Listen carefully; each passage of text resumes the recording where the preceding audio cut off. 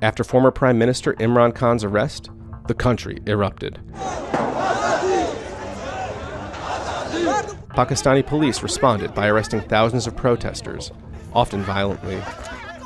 They also conducted a widespread crackdown on Khan's party by arresting its leaders, including these 3 former cabinet-level officials, and even workers down at the local level. Journalists and commentators were also arrested. And it's not just police. The Pakistan Telecommunications Authority restricted social media and internet access. But why is this turmoil happening? And what are the deeper forces at play in the confrontation between Khan, the most popular politician in Pakistan, and the country's political establishment? अगर इमरान खान को रिहा न करते, तो हम जब तक हमारे जिस्म में खून का आखिरी कतरा हम खान साहब के लिए बहाते।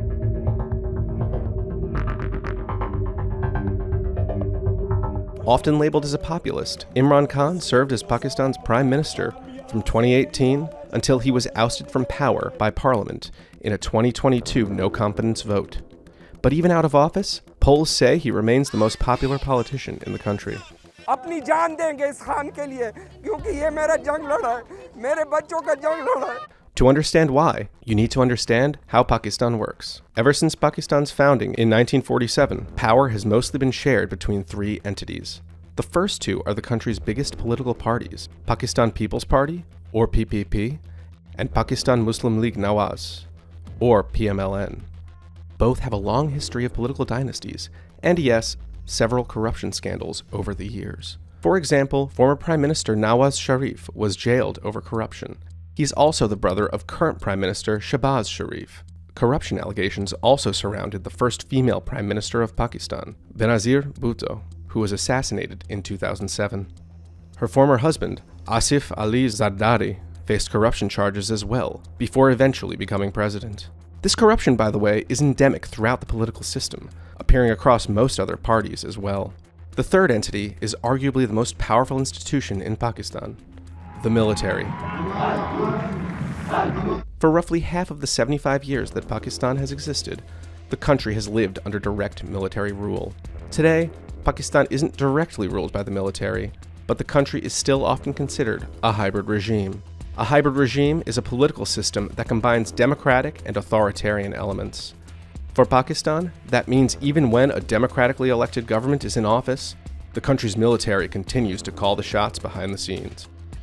It was during this ping-pong between the military and political dynasties that Khan entered the political scene. He had already become a national hero after leading his team to Pakistan's first, and as of 2023 only, Cricket World Cup win. Pakistan win the World Cup, a magnificent performance in front of 87,000 people.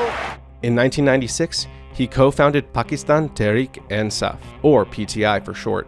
The party campaigned on anti-corruption policies and transforming Pakistan's welfare state. It might be that we might fight elections and eventually go through that way, form a political party, fight elections, become a prime minister. At the time, Western observers were skeptical of his party's potential. Imran Khan may be a sporting superstar, but he's a political novice. Khan built his political base over the following decades, and then struck when Prime Minister Nawaz Sharif was disqualified from holding office after being named in the Panama Papers scandal. Then, in 2018, Khan and PTI won the election, breaking PPP and PMLN's decades-long duopoly. मेरी inspiration ये है कि पाकिस्तान उस तरह का एक इंसानियत का निज़ाम बने, जिधर हम अपने कमज़ोर तबके की जिम्मेदारी लें. Khan's win was largely driven by young voters who were frustrated by corruption and dwindling opportunities in Pakistan and wanted to reject the political status quo. But it's also been widely speculated that in a country where pretty much nothing really happens without the consent of the military or intelligence agencies, Imran Khan had to receive their blessings in order to win. Some accused PTI of pre-election manipulation, like alleged backroom deals with politicians from PMLN, to get them to either switch parties to PTI or go independent. Opposition parties also claimed that the vote was rigged, saying votes were either coming in too slowly or that there were irregularities in counting. Khan denied any rigging, and slow vote counts were ultimately blamed on the Election Commission. In office, Khan leaned more into the religious and nationalist undertones of his messaging. But Khan did keep his promise to bolster Pakistan's welfare state. During his tenure, he launched a health card scheme that provides medical treatment to Pakistani families. He also took the climate crisis seriously, advocating for a cleaner environment and launching the largest tree planting drive in the country's history. मुझे बड़ा फख्र है कि पाकिस्तान वो मुल्क है जिसने अपनी हैसियत से बहुत आगे निकल के अपनी पूरी कंट्रीब्यूशन की है ये ग्लोबल वार्मिंग रोकने के लिए. So where did it all go wrong? Khan faced multiple crises with fluctuating public support, a struggling economy, conflict in Kashmir, heightening tensions with neighboring India, and most of all, COVID-19. But the most common answer is thought to be this: Khan and the military started butting heads. Initially, Khan had signaled good relations with the military, and often refused to criticize the institution altogether. But cracks soon started showing. Khan and the military clashed in particular when it came to foreign policy. He had long been critical of the United States and its role in both Pakistan and the surrounding region. All these operations make no sense. These drone attacks, what are the benefits of drone attacks? And what is the damage done in increased hatred against the US, anti-Americanism? This is madness what we are doing. Not only is the US losing the war in Afghanistan, Pakistan, as I said, is committing suicide. Pakistan's military, by the way, had many of these same issues with the United States, but they also disapproved of Khan's tendency to air these grievances publicly. See, the US has historically helped fund the Pakistani military, providing billions of dollars from the Cold War to more recent counterterrorism efforts. But Washington cut that money during the Trump era, around the same time that Khan's new government came into power, and the military was trying to salvage relations between the two countries. Then, after the US's 2021 withdrawal from Afghanistan, Khan said this: जो अभी अफगानिस्तान में गुलामी की जंजीरें तो तोड़ दी उन्होंने. Not something the Americans would have been fond of. The former prime minister continued to defy the foreign policy of both the United States and seemingly Pakistan's military establishment. For example, Khan held this meeting with Vladimir Putin to secure a deal on wheat and natural gas imports, mere hours after Russia invaded Ukraine. Then, when diplomats from 22 nations asked Khan to condemn Russia over the invasion, he had this to say: हम आपके सामने क्या हैं? क्या हम कोई गुलाम हैं कि जो आप कहेंगे हम कर लें? Khan advocated for Pakistan to stay neutral in Russia's war. But then, the military's top official publicly contradicted the prime minister, condemning Moscow for the invasion. Khan and the military had already had a falling out over senior military appointments, and the army's growing frustration over how PTI was governing the country.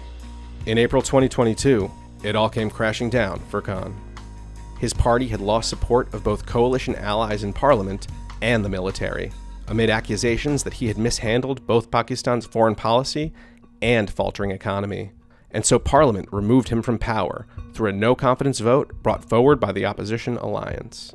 Khan alleges that the opposition orchestrated the no-confidence vote at the behest of the Pakistani military and the United States.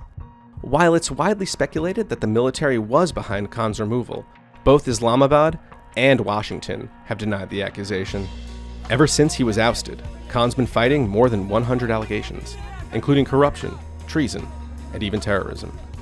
Khan denies all these claims, saying that they're politically motivated. Khan's been calling for early elections. Reports suggest that there's a good chance his party could sweep the vote. In November 2022, during a rally, Khan survived an assassination attempt. This whole political crisis has unfolded amidst several unprecedented economic and environmental crises, plunging Pakistan deeper into chaos. The country of over 200 million people has already been experiencing sky-high inflation, first due to COVID-19, which devastated supply chains, then due to the war in Ukraine, which sent the prices of everyday commodities through the roof. The current Prime Minister, Shehbaz Sharif, has been facing public pressure as inflation and oil prices continue to rise, while foreign exchange reserves continue to shrink. Pakistan has also been hit with extreme temperatures, as well as catastrophic flooding that has led to mass internal displacement. Pakistan is responsible for less than 1% of global greenhouse gas emissions, yet it is paying a supersized price for man-made climate change. Some believe Khan is deliberately instigating political unrest for selfish reasons, while others see his defiance as selfless and against a historically corrupt and broken system. On the other side, Prime Minister Sharif has refused calls to hold new nationwide snap elections. Many PTI leaders are now leaving the party in droves, some because of the crackdown, but Khan alleges many are being coerced to leave. At the same time, Pakistan's defense minister has also said that the current government is considering an outright ban on the entire PTI party. Currently, elections aren't scheduled until October, but whether or not PTI is on the ballot, it's likely that the military will continue to have a large say in Pakistani politics.